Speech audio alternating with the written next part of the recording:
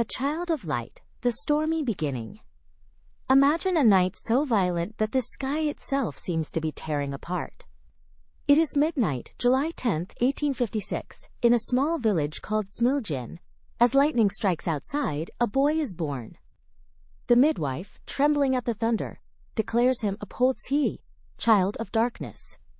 But his mother, Juka, holds him tight and whispers, "No, he will be a child of light." This wasn't just a mother's hope. It was a prophecy. Young Nikola was different from the start. He didn't just play, he observed. He saw flashes of light that revealed intricate machines in the air before his eyes.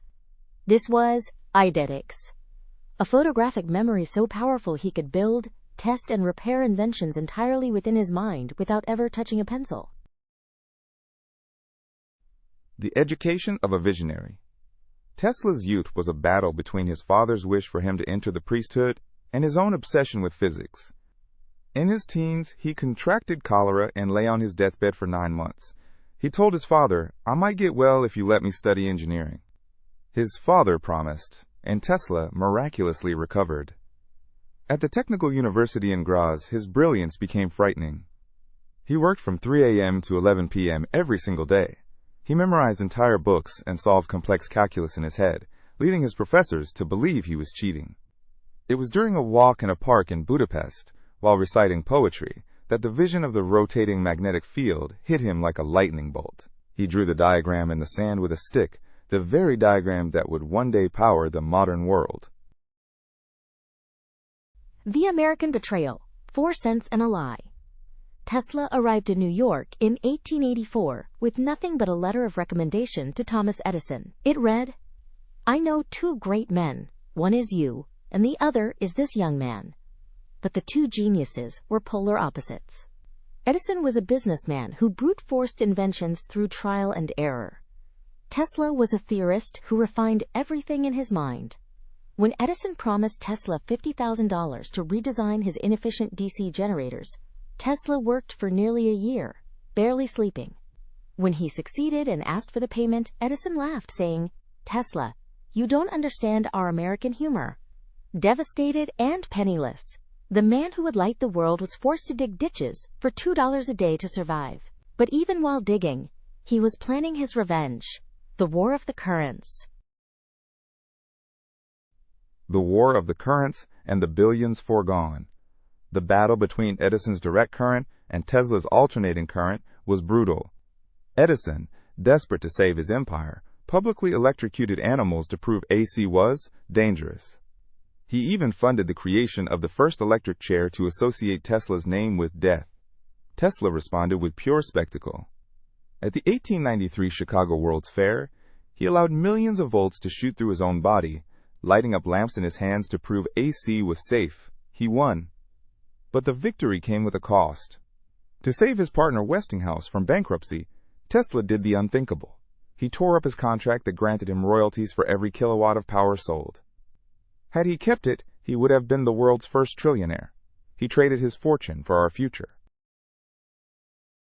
The Wizard's Obsessions, 3, 6, 9. As Tesla's fame grew, so did his eccentricities.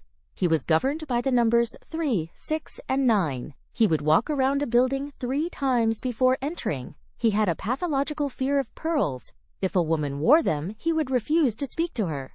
He was a germaphobe who required 18 napkins to clean his table before a meal. But his most famous obsession was his connection to the universe. He famously claimed, "If you only knew the magnificence of the 3, 6, and 9, then you would have a key to the universe." He believed these numbers were the vectors of energy and frequency that held reality together. While the world saw a madman, Tesla saw the mathematical heartbeat of God. Wardenclyffe.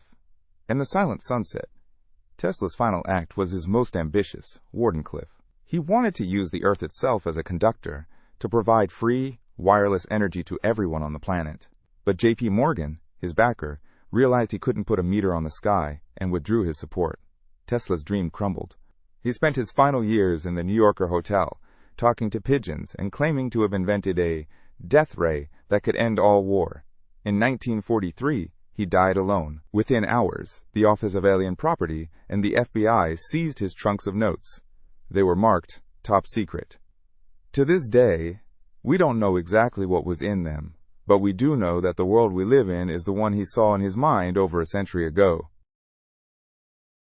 Modern-day comments from the Master of Lightning. Your global network of handheld wireless devices is exactly what I predicted in 1926, but I am disappointed you use them more for trivialities than for universal education. I am amused that you name a car company after me that still relies on batteries when the energy should be harvested directly from the ambient medium of the atmosphere. Artificial intelligence is a mere shadow of the biological resonance I observed in the simplest of organisms, but its potential for calculation is a tool I would have relished. The fact that you still burn fossil fuels for electricity is like burning your furniture to heat a home that sits atop a volcano of clean energy. Your internet is the world brain I described, but it seems to have developed a fever of misinformation that clouds humanity's collective consciousness. I see you are finally experimenting with wireless charging for your phones. Congratulations on reaching 1890. Technology. The pursuit of Mars is noble, but you have yet to understand the resonance of the very Earth you stand upon, which could provide all the power you seek. Your obsession with the metaverse is a retreat into shadows when the mega real world's frequencies are waiting to be harmonized and understood. Cryptocurrency is an interesting application of numerical frequency, but it lacks the physical grounding of energy-backed value. I told you the future was mine, and as I look at your glowing cities from the stars, I see I was right, though you still haven't found the meters Morgan was so worried about.